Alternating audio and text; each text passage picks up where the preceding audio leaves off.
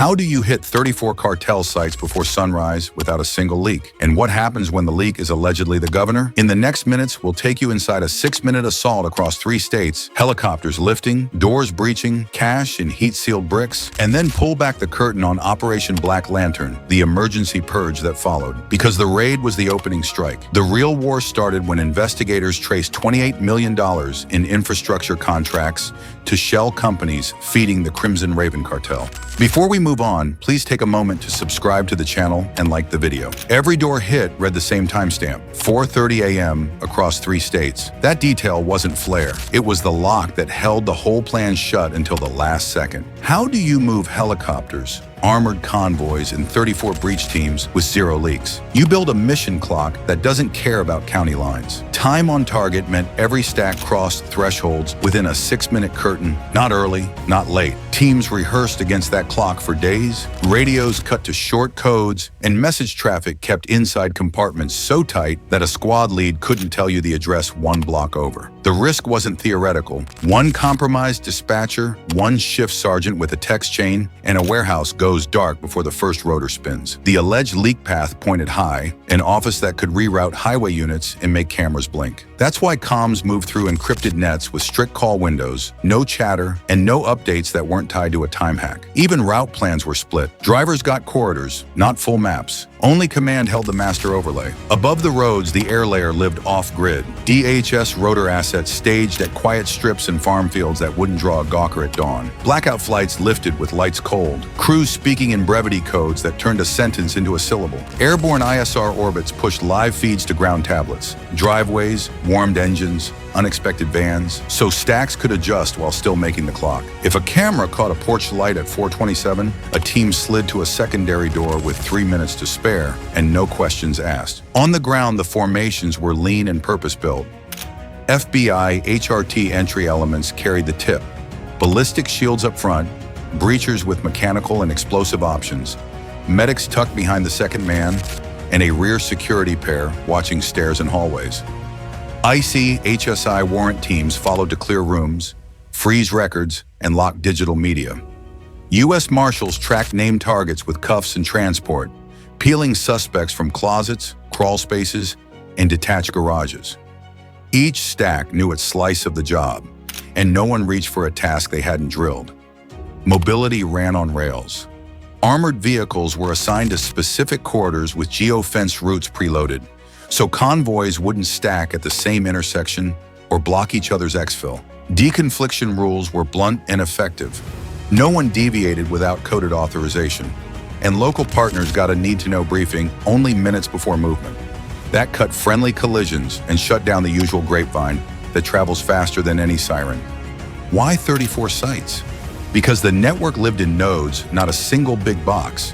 Stash houses held loadouts ready to split by county.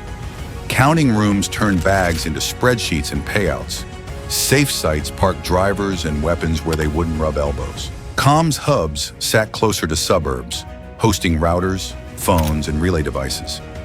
A farm front took cover loads, hiding pallets alongside seed and feed to mask weight and odor. One entry showed how the timing mattered. A counting room fell in 90 seconds. The door was breached, shields rolled, and tables gave up heat-sealed cash under thermal blankets, ready for early trucks. Agents pulled $4.1 million in ledgers that mapped payout cycles down to the day en route. No time for a burn run, no time to dump drives. That 6-minute window held because the plan treated time like a weapon. Rigid control on the clock, layered comms that spoke in a short bursts, contingencies pre-built so no one paused, and a blackout press posture that kept everything quiet until the last receipt was signed. With doors down and evidence bagged, the next noise didn't come from the street. It came from inside the system that kept warning the cartel. The doors went down, evidence packed, and within hours an order moved that sounded nothing like a victory lap. Why launch an emergency purge right after the biggest hit? Because the raids cracked the shell, but the yoke kept moving, and the ledger lines pointed inside state systems. The Attorney General's directive stamped a new name on the board: Operation Black Lantern. The mission shifted overnight from seizing product to cutting the feed lines. Leaks, dual pay, in contracts that carried cartel money like it was public work. Teams that had worn armor on entry stacks shifted to audit war rooms, building a map of payments that looked legitimate until you watched the dates line up with shipment cycles. Public relief ran into a harder truth.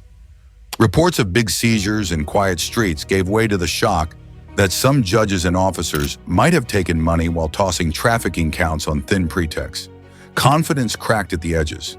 Agencies had to keep answering calls while sifting their own logs for anomalies. Internal affairs units pulled calendars, docket histories, and badge access records. Federal counsel wrote preservation letters so fast that IT rooms started mirroring whole servers just to keep up. Following the money kicked out more heat than door charges. Analysts flagged over 900 accounts across 3 states, all tripping the same behaviors. Payouts masked as training bonuses, overtime spikes that match convoy nights, and travel reimbursements routed through departments that never sent anyone anywhere. Shell vendors presented as infrastructure partners, maintenance, and resiliency firms, billing for culverts, road kits, and radio installs that never left a warehouse. When someone asked for proof of service, a PDF arrived with stamped signatures and photos pulled from old projects. Contract fraud sat at the center. $28 million in state awards moved toward fictitious jobs using simple but effective paper tactics. Change orders padded scope after initial approval, burying cost with bureaucratic noise. Emergency exemptions waived normal bidding under the banner of storm prep and critical repairs. No-bid loopholes ran through a small circle of contracting officers who kept renewals short and frequent, so nothing drew the long review that catches patterns. The same IP blocks uploaded documents for both the agency portal and the vendor portal, a detail that only popped when network logs were compared side by side. Personnel mapping came fast once payroll data synced. 56 officers flagged in the first hours, spread across patrol, narcotics, and court security. Dual employment signals stood out.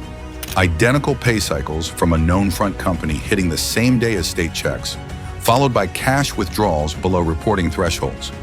Several shared addresses linked to mailbox stores. A handful carried secondary positions as consultants, with job descriptions that were copy-pasted between agencies. One precinct told a story in a single chart. The overtime pool surged during the same Windows Cartel trucks passed through the corridor. Task force movement schedules, sent by email in the afternoon, leaked minutes later. Surveillance teams found watchers already parked near staging lots, staring at the right doors. Call logs matched burner activity to those leaks within an hour's tolerance. Judicial choke points formed a second lane. Trafficking counts vanished on docket days where a small group of cases clustered. Continuances stacked until witnesses stopped appearing. Integrity reviews ran pattern analysis on dismissals, laterals, and plea deals, spotlighting rooms where outcomes bent just enough to keep loads moving. Payoff came from a split approach. While HRT took down fortified sites and locked hard targets, analytic, cyber, and financial cells unraveled the payment lattice that made those strongholds invisible. Subpoenas hit banks, contracting offices, and payroll vendors in sequence, forcing records to align. Each alignment exposed another route. As those networks frayed, the cartel changed shape. Quiet ships, cold lights, and a northern corridor that stopped broadcasting its course and started moving like a ghost. Raids break doors, reforms break systems. One without the other is a pause button, not a fix. Networks thrive on gaps, policy gaps, audit gaps, contract gaps, and they migrate as soon as pressure eases. If you want the wind to hold, the pipeline has to close at the source and at the sink, so press where it counts. Ask your city and state where procurement dollars flow, who signs change orders, and how leak audits get tested. Demand vendor rosters, timestamp logs, and red team checks. The lights went out before sunrise once. The next fight rides a dark horizon. Stay alert, ask better questions, expect proof.